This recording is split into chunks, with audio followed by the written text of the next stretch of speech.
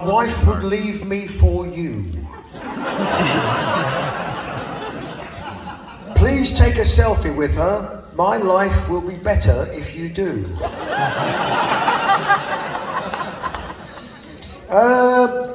Will you ask our friend Ross, who's in the pit, to eat a bag of dicks, please?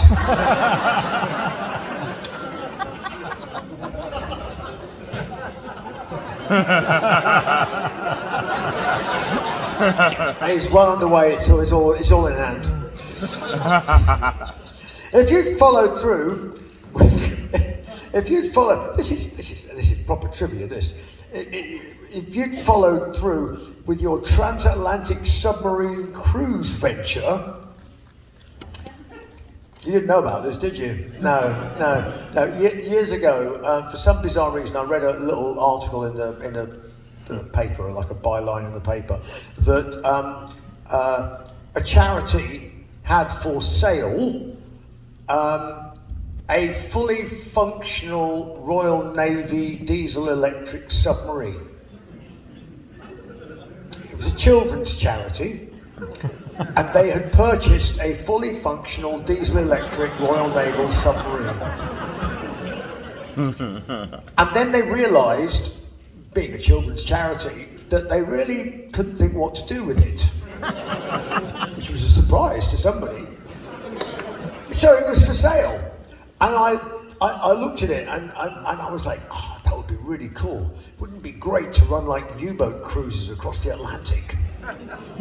Just the view through the periscope, just lots of shitloads of water. You know?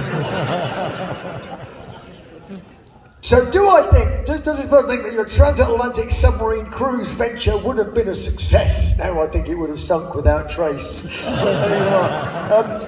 What happens when the aliens land on Earth? I'll paraphrase it. First of all, they probably already have. That's all of you lot out there. And if they really do land on Earth, then basically, yeah, we're fucked. Unless, of course, yeah. This one who really is a submariner. As an American submarine service vet, I'd like to know how you felt being so close to nuclear weapons whilst on board HMS Victorious. Where did you sleep? And how was the food? So HMS Victorious is a Trident nuclear submarine armed with Trident missiles. One of the UK's nuclear deterrent. So because I like submarines and because my buddy worked on HMS Victorious and he helps repair guitars, but he also babysits the missiles, keeps them happy, fed, watered, make sure they're, because they're like little babies, sort of like they just cause billions and billions of people to die, but you've got to really look after them and baby them. So he babysits the missiles. So he had a word with his skipper, and the skipper sort of went, well, it's my boat, I'll do what I like with it. So invite him up. So I went on patrol for 5 days in HMS Victorious. So, I had to get the uniform, so they gave me a uniform, still got it, the shirt with B. Dickinson sailor, sailor boy, And I slept in the junior ranks for myself. Honestly, it was like being on a tour bus, basically. You had a bunk that was the same size as a bunk on a tour bus, a bit quieter. Didn't move hardly at all, actually. And the food was excellent, and unlike American submarines, there's lots of beer on board as well, so you can have a can of beer from time to time, not a problem, as long as you don't have more than two. If you're off duty and everything else, so it's really quite relaxed. There's a little gym downstairs, so so you can go pedal things and go nowhere on the treadmill, and then of course there's 16 thermonuclear warheads in the back, just a minor thing. I actually fucked up Armageddon on it because I had to run the boat. I used to sit in the reactor room a lot, getting a bit more radiation, sort of rehearsing for getting cancer, and so I went through most of the systems on the boat because the guy said, look, he said, there's nothing. An awful lot of the boat is actually not secret at all. Nobody's going to tell you anything secret, but if you want to know how does that work, I mean, it's like fairly common knowledge. It's not like it is a secret. So I go through the boat, really fascinating, amazing experience. Luckily, I'm not claustrophobic, otherwise I couldn't sleep in a bunk. But the submarine itself is brilliant. Slight problem when it does a deep dive. Do not take a shit in the toilet when it takes a deep dive.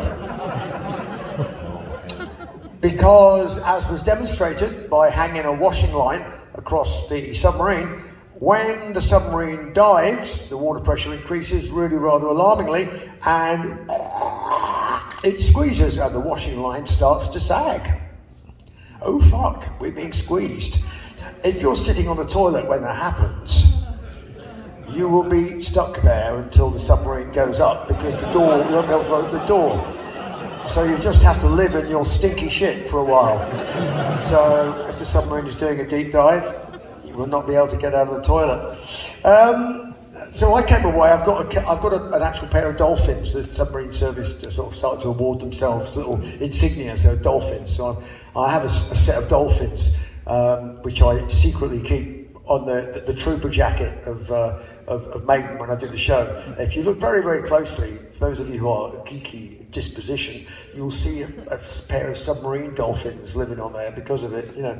So yes, I had fun. But yeah, so the guy who was the weapons officer, so he's the bloke that basically starts whatever, World War III, nuclear weapons, everything else. He was also the padre. And I said to him, what, are you qualified? He said, well, we haven't got anybody who's qualified. So I was the nearest one to it. I said, so you're like the alpha and the omega all at once, you know, the beginning and the end, right? So I sat in on a simulated nuclear launch. The missiles don't launch any missiles, they just pump a load of water in and out the boat to simulate letting the missiles go to test various systems. So I'm in the weapons control room, and this is fascinating because, you know, I've seen it on the movies, you know, all the things where, you know, they have the two keys and one guy turns it, and then the other, and Denzel Washington doesn't turn it, and then the pistols come out, and, you know, it's all that shit about the Lipizzaner stallions and all, you know what I mean? Right? It's not like that, right? So the skipper just goes, right, mate, nuclear war, okay? Yeah, just practice. Okay, off you go. And that's it. He goes next door and puts his key in the slot, and then they get down to, it's like bingo really, just like eyes down, bang. They read the script. There is a script, because the middle of the boat, you're in Kansas. Front of the boat, you're in the UK. Back of the boat, you're in the UK. Middle of the boat, it's an American weapons system. You read the script. So they read the script, you know, again, it's like, page 1. We're allowed to launch the missiles. Yeah, okay, yeah. Page 2, about to launch the missiles. Page 3, end of the world. Right, you know, short, sharp, and sweet. And then the guy opens the nuclear trigger, and of course everybody says, you know, you're going to push the button, push the nuclear button. It's not a button. I thought it was going to be a button. No, it's a little wall safe. And he opens the wall safe, puts his hand in, and pulls out like a long curly guitar lead, and on the end of it is a Colt 45 revolver. I told you it was Kansas, right? This is the Jesse James version of Armageddon. And it's a Colt 45 revolver handle. And that is the nuclear trigger. Got him. So everyone is like, missile away, missile away, missile away. No, 16 tubes they're going to fire. And then it gets to the last tube, and he goes to me, he says, do you want to do the last simulated missile? I said, yeah, you're not going to tell me where it's going, are you? That's classified. He goes, right, it is, yeah. Okay. And nothing happens. And the guy goes, operator error, missile failed to... Oh, fuck, have I just finished your career? Is this, you know... I expected it to be like a trigger, like in a pistol, where it sort of goes click. But it wasn't a trigger, it is actually a button, it's an electrical contact. So it doesn't go click or anything. So unless you've got to press it and hold it, you know, like you really mean to launch the missile and, you know, kill half of humanity. So yeah, the Alpha, the Omega, fascinating experience. I love submarines. I love submarines, tanks, aeroplanes, basically anything that doesn't walk, I'm very fond of. What was the most difficult lyrical song you sang? I need to talk about vocal strain. Well, the most difficult things are things with lots of lyrics all joined up together, lots of syllables all joined up together, and sometimes songs that are written by people who don't sing are very fucking difficult. Because they'll say things like, so it's in a time when dinosaurs walked the earth, in a land and swamps and caves a home, in an age when prized possession was fire, to search for landscapes men would roam. Now, if you could say that without losing your teeth, right, it's one thing. But then to go, in a time when dinosaurs walked the earth, in a land when swamps and caves a home, in an age when prized possession was fire, to search for landscapes men would roam. From the tribes they came to steal the fire, and they hunt the cannibal tribes, and he said, could you say beasts? I mean, and they hunt the cannibal tribes and beasts. And then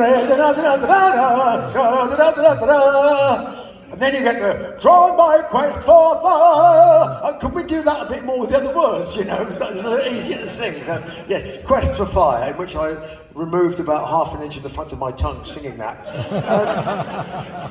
Love the maiden beer. What's next on the brewing front? Well, we've got, you know, this is a product of Columbus. It's really rather proud of that collaboration, so we hope to sell a lot of that beer. And what it's going to do, I hope, is bring the whole Trooper kind of brand, if you like, to America more often. And it's all going to be imported because the beers that we brew in England will only ever be brewed in England. That's part of the DNA of the beer, because otherwise it's never going to taste the same if you brew it under license.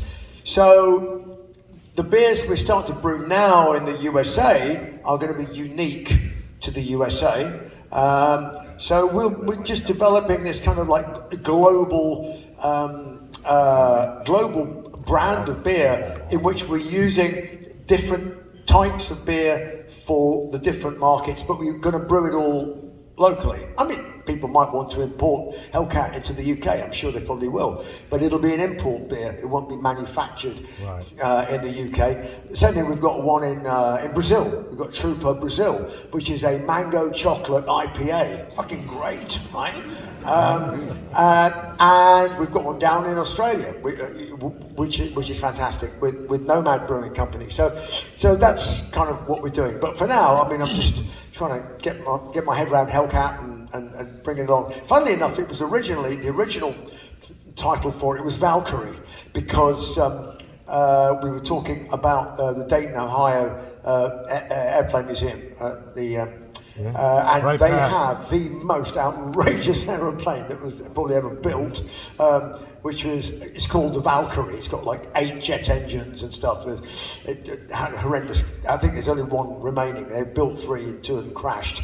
But it looks like something from Star Trek. I thought that'd be really cool. But we ended up with Hellcat, which wasn't bad because it was a classic American fighter, had a 19-to-1 kill ratio. I'll take that. First impression of Nico. Hey, what the fuck? Hey, what's my first impression?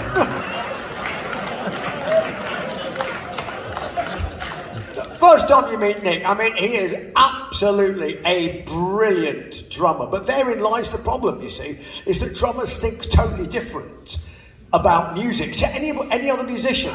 So, like, for example, you know, guitarists and singers, it's about melody, or if there's a rhythm, at least there's a melody associated with the rhythm. But no, drumming is just a series of nervous tics put to music, right?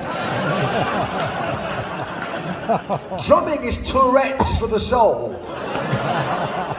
You know, I mean, you know, guitarists, or whatever, you know, singers run to the hills, whatever. But what's drumming? You know, it's just a series of You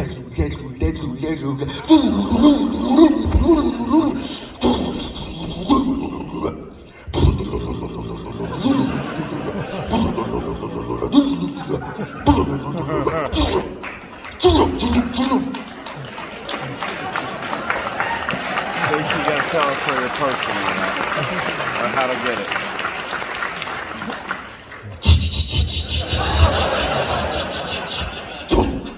They're all fucking mad, I tell you. But of course, their language they use is completely different. So I'm rehearsing with Nick for the first time. We were on this little island called Jersey, not New Jersey, Jersey, it's a little island just south of England. And first time I was working with him, and we were, talking to him about, a particular song. And I sort of go, Nick, I said, Nick, the chorus bit, what bit's that? I said, that's the bit with the big sort of like, a bit vocals, there. Yeah, all right, yeah. Well, it's the bit that's after the verse. The verse, the bits, the vocals like lower down, and there's a lot more words in that bit. There's the verse, and then there's the chorus. He goes, it's a chorus, is that the bit that goes, I said, yeah, that's it, that's the chorus, yeah. And he says, so before that's the verse, yes, that's that, that's the bit, yeah, that's the verse and that's the chorus. She said, right, so that's the chorus and that's the verse. So yes. Any chance you could, with the chorus, just kind of, just lay back a little bit, just let it breathe a little bit more. What, you mean hit it less hard?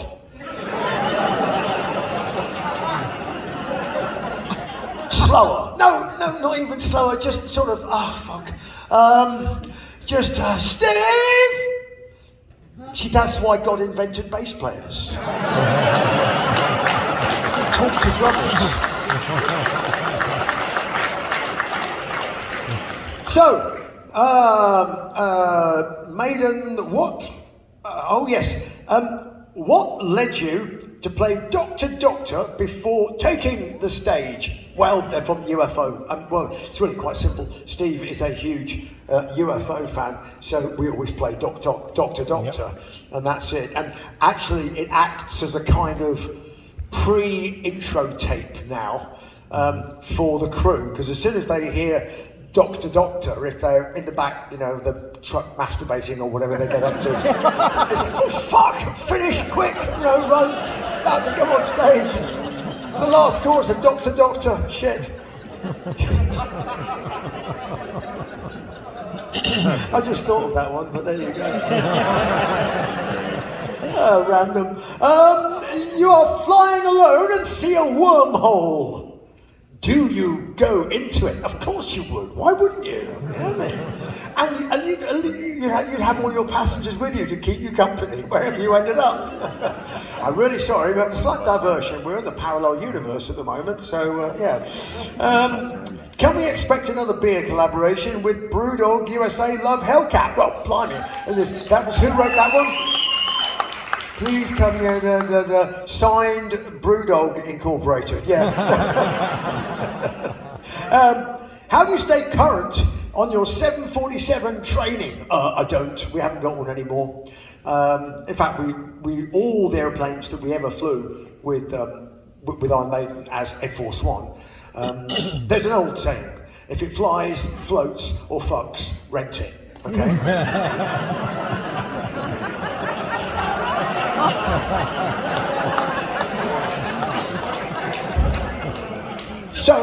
So we rented all the airplanes. Now it happened that I worked for the airline for nearly 10 years that operated the 757s. We had 5 757s in our fleet, and so one of those became Ed Force One for 3 world tours.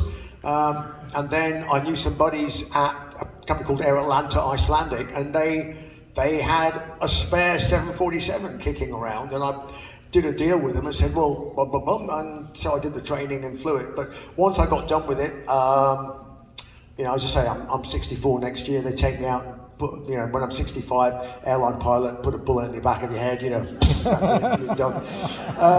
So it's really not worth me, you know, getting bent out of shape about 747. I mean, it's a lovely aeroplane. I said, but I'm never going to fly one again. But I had just such a blast flying it, even for 6 or 7 months. It's an incredible machine. What do you think is in store for us in the afterlife? That's cheerful. And will you meet me there? Better than sort of like, meet me in the afterlife, meet me at the fair. Oh, fuck. Oh, here's one. Does pineapple belong on pizza? Yes, it does. I love it. Well? Yes! No! Yes! Survey There's says. 2 in every crowd. It's me. That's something, I mean, that would be worth asking Joe Biden, wouldn't it, really? Does pineapple belong on pizza? You know? And I don't know if there's going to be some kind of Republican-Democrat divide on that, you know, or if they'd have to put it to a vote in the House. It would end up probably in the Supreme Court, I should think. You know? Yes. Why do the English eat beans on toast? Well, somebody has to. If you could fly one military aircraft, what would it be? Well, it's not flying anymore. All the military aircraft I want to fly. Well, I think it does have. One would be a F-14 Tomcat. Another one would be an SR-71 Blackbird. And another one would be, I was very lucky to be able to fly in one of those, which is an Avro Lancaster. And that's at the Canadian Warplane Heritage Museum. In Canada. There's one of only 2 flying in the world, and that's what the Royal Air Force used to redevelop Germany.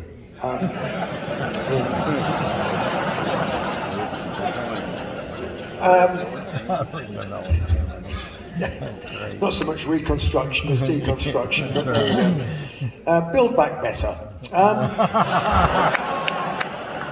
That's good.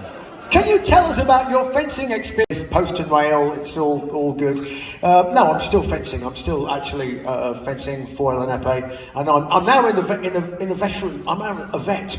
I'm in the vets division, right? Veterans division, which means you have kind of age group competitions. So, 40. When you get to 40, you're like, okay, you're 40. Like, you're over the hell, you're fucked. You're in the veterans division now. And then there's 50 to 60 and 60 to 70 and. Well, there isn't that. There aren't, just over 70, you just get a prize for being alive. And that's the great thing about being in competitions in the vets, even if you lose the match, you just wait for your opponent to die, and then it's all cool, So, yes, I still fence.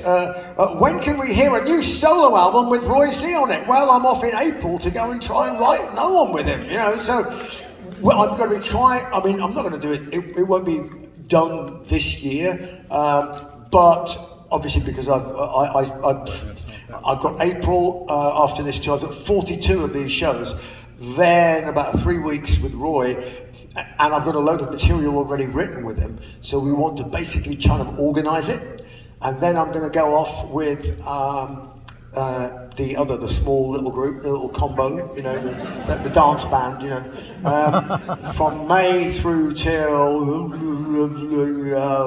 right now it's up till the beginning of November so far, and it might continue. We've got a bit of catching up to do, like 2.5 years that have been stolen from our lives. So, trying to carry on. When was the last time you met another celebrity and were actually starstruck? Now, I was in Nashville yesterday during this show, and I completely forgot to tell them on stage about the time that I met Johnny Cash. Right. Oh, wow. And that was probably the last time when I was like, serious, like, whoa, right? Now, I was at Maple Leaf Gardens in Toronto, before they knocked it down years ago. It's about 83 or something else like that, 83, 84. And doing the sound check, and at the back of it's an ice hockey arena, so at the back of the, wooden chairs and things they had there, I see these like old guys sitting there, probably about my age now, and we're like, well, they seem harmless. I wonder who those guys are. They wandered in from some, thought they were, going into a country and western bar or something. I don't know, whatever. So then, backstage, in amongst all the detritus and the hockey bits and goals and everything that's stored in there, I'm just getting ready to go to the hotel when in walks the man in black, Johnny Cash. He's about 6'6", like this, and he's got these leather boots over the knee, all in black leather greatcoat, everything else, black hat, everything. It's like John Wayne on steroids, and she just walks up and goes, "Hello, I'm Johnny Cash." No, actually, he didn't do that. He was like, "Hello, I'm Johnny Cash."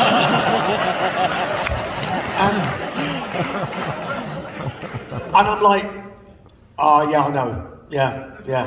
I shot a man in Reno just to watch him die. Yeah, you're Johnny Cash." Yeah, he goes, real sorry about this, but my daughter's a real big fan. You couldn't sign an autograph for me." I'm just like, it's just humiliating to be that humble, and like, fuck, man, great. Yeah, of course I can. My mum goes, "Yeah, thanks. Here's a little photograph of me," and he gives me a 10x8 photograph signed by him, Johnny Cash, the Baron, which is like, walked away, just a totally surreal experience, right? But also brilliant. I went to the Johnny Cash Museum. If ever you're in Nashville, I recommend it. I spent about 3 hours in there walking around. I didn't realise that when Johnny Cash was in the Air Force, he was trained as a Morse code intercept operator, and he intercepted messages in German and Russian, on Morse code, and he was the individual operator that discovered the death of Stalin. How cool is that? I'm like, that's a piece of trivia. I'm like, fuck, I didn't know that. And there it is. It's a great museum. It's like $30 to get in, but you know what? What else are you going to do? Sort of you can't even get a blowjob for that these days.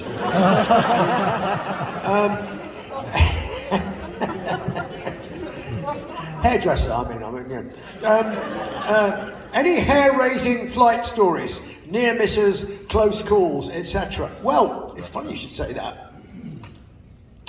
Everybody knows about the fact that I've done a lot of airplane flying over the years, but nobody realises that actually I was not the first pilot in Iron Maiden. Actually, the first pilot in Iron Maiden, qualified pilot in Iron Maiden, was Nico McBrain, a drummer. So, run you back to the little island off the south coast of England, Jersey, where we were doing our rehearsal.